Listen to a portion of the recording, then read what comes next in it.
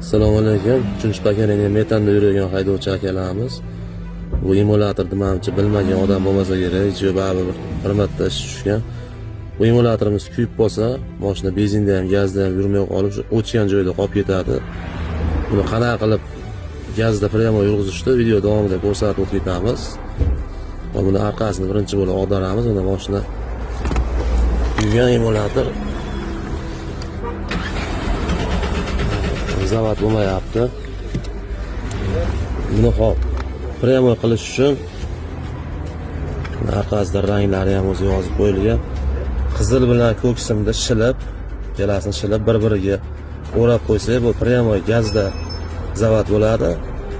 Agar gazi yo'q bo'ladigan bo'lsa, uni qizil bilan oq simda shilib bir-biriga o'rab peremechka qilib qo'ysak, bu prямо benzinda zavod bo'ladi.